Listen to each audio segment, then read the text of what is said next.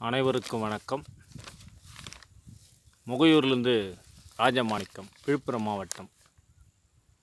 உழுதுண்டு வாழ்வாழே வாழ்வர், மற்றோரெல்லாம் தொழுதுண்டு பின் செல்வர் என்ற வள்ளுவரின் குரலுக்கேற்ப இன்றைக்கி நான் பயிரிட்டுள்ள இந்த நவதானியங்கள் ஒன்றான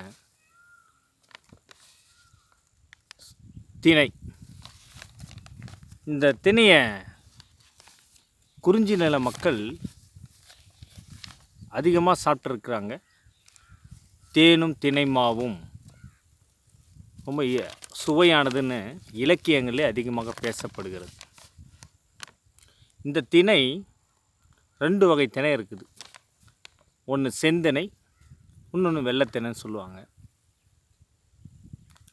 இது மானாவாரி பயிராக வைக்கலாம், இறப்பு பயிராகவும் வைக்கலாம். பருவன்னு சொல்லக்குள்ளே ஆடிப்பட்டம், நல்ல பட்டம்.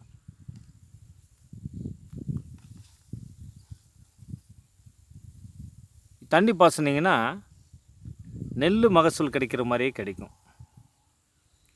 இந்த வருஷம் ஓரளவுக்கு மழை பெய்தால் ஏதோ எனக்கு இந்த பயிர் கிடச்சிருக்குது. இந்த திணையை நான் பயிர் வைக்க காரணமே என்னன்னா, இதில் அடங்கி உள்ள சத்துக்கள் தான். நான் பயிர் வச்சது நல்ல எரு போட்டேன். மானாவாரி நிலம் தான் இது. பாருங்கள், கிட்டத்தட்ட ஒரு 5 ஏக்கர் பயிர் வச்சுருக்கிறேன். ஏன்னா யாம் பெற்ற இன்பம் பெருக வையகம். எல்லோரும் நலமுடன் இருக்கணும், எல்லோரும் நோய் நெடி இல்லாமல் இருக்கணும். இன்றைய காலகட்டத்தில் அதிகம் நம்ம சாப்பிட்றது கோதுமையும் நெல்லும் தான். சரி, கோதுமை சாப்பிட்டா சுகர் வராதா அப்படின்னா அதுலேயும் வருங்க. வடநாட்டுக்காரனுக்கு அதிகமாக சாப்பிடக்கூடாதுன்னு அரிசி கொடுக்குறாங்க. தென்னாட்டுக்காரனுக்கு அரிசி அதிகமாக சாப்பிட்டா சுவையாக சாப்பிடுவாங்கன்றதுக்காக கொஞ்சோண்டு சாப்பிட்றதுக்காக கோதுமை கொடுக்குறாங்க, அவ்வளோதான். ஆனால் இந்த திணையில் அவ்வளோ மகத்துவம் இருக்குதுங்க, சும்மா இல்லைங்க, பயங்கரமான மகத்துவம் இருக்குது. இதனுடைய நன்மைகள் சொல்லக்குள்ள ஏராளமாக இருக்குதுங்க.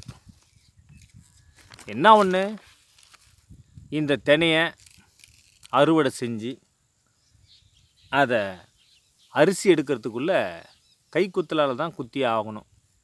மிஷின் இருக்குதான்னு தெரியல, இருக்கும். ஆனால் இது கைக்குத்தலால் தான் இதனுடைய அரிசி எடுக்க முடியும். கிட்டத்தட்ட இதுக்கு நான் கேள்விப்பட்டது சொன்னவங்க இதுக்கு 7 தோல் இருக்குது, 7 தோல் உரிச்சாதான் அரிசி கிடைக்கும் அப்படின்னு சொன்னாங்க. நானும் தினையை சாப்பிட்டுன்னு தான் வரேன். அதனால தான் நாமளும் சாப்பிட்ணும், மற்றவங்களும் இந்த தினையை சாப்பிட்டு ஆரோக்கியமாக இருக்கணும்னு தான் இந்த தினையை நான் விதைச்சிருக்கிறேன். விதைக்கக்குள்ளே ஆடிப்பட்டத்தில் விதைப்பாங்க. ஆடிப்பட்டத்தில் நானும் விதைச்சேன்,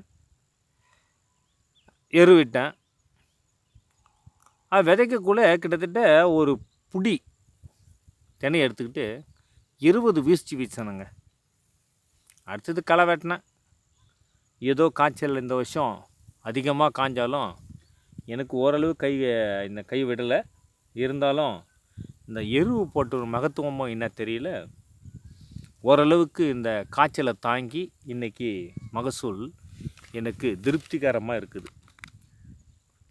இந்த திணை நார் சத்துள்ள உணவு. யார் வேணால் சாப்பிட்லாம், எல்லோருமே சாப்பிட்லாம். இதை சாப்பிட்டோம்னா மலச்சிக்கலே வராது. இந்த மலச்சிக்கல்ன்ற பேச்சுக்கே இடம் கிடையாது. அது இல்லாமல் இது வயிறு, குடல், கணையம் எங்கே பாதிப்பு இருந்தாலும் சரிதாங்க, இது சரி பண்ணிவிடுங்க சாப்பிட்டு வந்தோம்னா. அதே போல் வயிற்றில் இருக்கிற புண்ணை ஆற்றக்கூடிய சக்தி இதில் அதிகம். இதில் கொழுப்பு சக்தியே இல்லைங்க. இதில் நல்லா சாப்பிட்லாம். குறிப்பாக இந்த நீரிழிவு நோய், சுகர்னு சொல்கிறாங்க இல்லையா, இந்த சுகர் வந்தவங்க இதை அடிக்கடி சாப்பிட்டு வந்தால் கண்டிப்பாக இந்த சுகர் கண்ட்ரோலுக்கு வருங்க. அதே போல் சுகர் வரக்கூடாது, நம்முடைய சந்ததிக்கு வரக்கூடாது, நம்மளோட நின்றுணும் அப்படின்னு நினைக்கிறவங்க தயவுசெய்து உங்களுடைய சந்ததிகளுக்கு, பிள்ளைகளுக்கு இந்த உணவு கொடுத்து பழக்குங்க. இது நல்ல உணவு தான். அதே போல் இந்த தினை அரிசியை சாப்பிட்றதால மன அழுத்தம் குறையுது, அல்சரை குணப்படுத்தும், இதயம், நிறைய பேர் இன்றைக்கி ஓவர் பிரச்சனை, டென்ஷன், இந்த டென்ஷனால் கடைசியில் ஹார்ட் அட்டாக்குன்னு போய் நிற்குது. இந்த இதய பிரச்சனையும் இது இதயத்தை வலுப்படுத்துகிறது. அதே போல் நம்முடைய உடலில் உள்ள எலும்புகளை இது வலுப்பெற செய்கிறது. இது கொழுப்பு சத்து இல்லாத உணவு. அதனால் இதை காணுகின்ற விவசாய பெருமக்கள் தயவுசெய்து நீங்கள் அதிகமாக போடலாம் கூட பரவாயில்ல. அந்த காலத்தில் இது ஒரு உணவாக பழக்கப்படுத்தியிருக்கிறாங்க. இதை பாரம்பரியமாக நான் மறந்துட்டேன். மறந்துட்டு இன்றைக்கி எங்கெங்கோ கிடைக்கிற சாப்பாட்டை சாப்பிட்டுங்கிறோம். குறிப்பாக ரேஷன் அரிசி கிடச்சா போதும், மற்றெல்லாம் கொண்டு போய் கமிட்டியில் போட்டுருவோம், இதான் நினச்சிக்கிறோம். விவசாய பெருமக்கள்லாம் என்ன பண்ணோம், தங்களுடைய நிலத்தில் ஒரு 1/2 ஏக்கரோ 1/4 ஏக்கரோ நீங்கள் அதிகமாக விவசாயம் செஞ்சு ஒன்றும் ஊருக்கு கொடுக்க தேவையில்லை.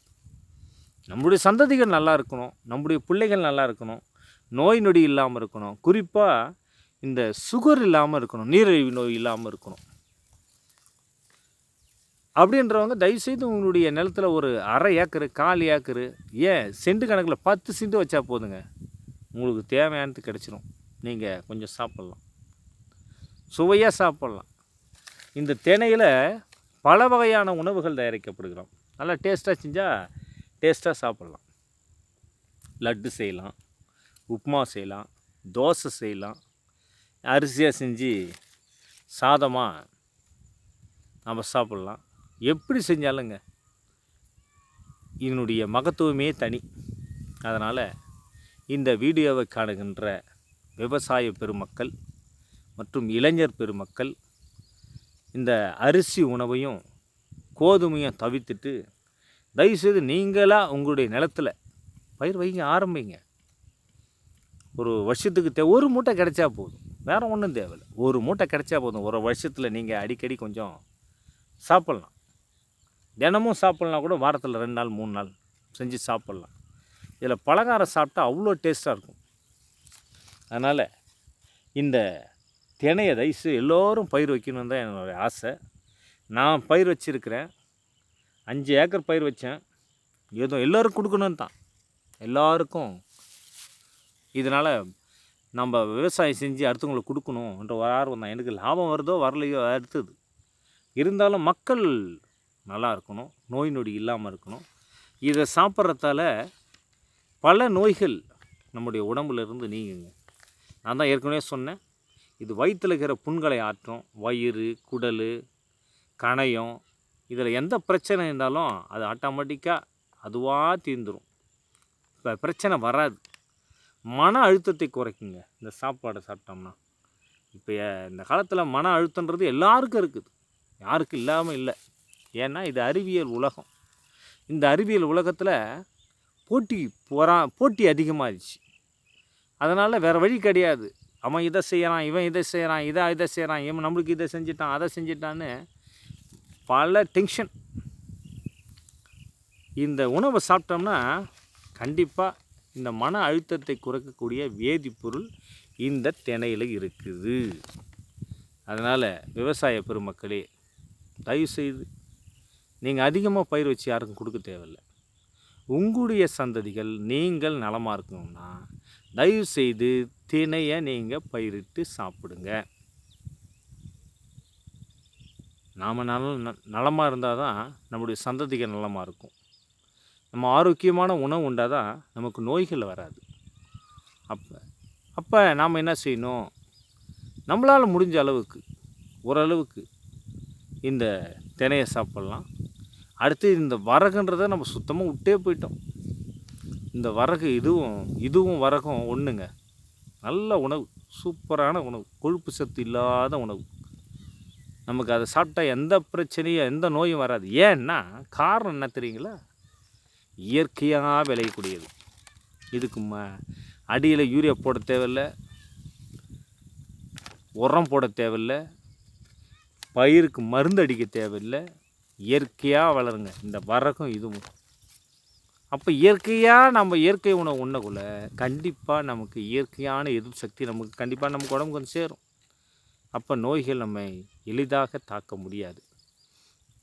அதனால் இந்த காட்சியை காணுகின்ற விவசாய பெருமக்கள் அடுத்த ஆண்டிலாவது ஒவ்வொருத்தரும் அவங்களால முடிஞ்ச அளவுக்கு கொஞ்சம் இடத்துலையோ இல்லை அதிகமான இடத்துலையோ பயிரிட்டு நம்முடைய சந்ததியை நோய் நொடி இல்லாமல் காத்து வருங்கால சமுதாயத்தை நலமுள்ள சமுதாயமாக நலமுள்ள மக்களாக மாற்றுவதற்கு நம்மளால் முயற்சி செய்வோம். வாழ்க வளமுடன்.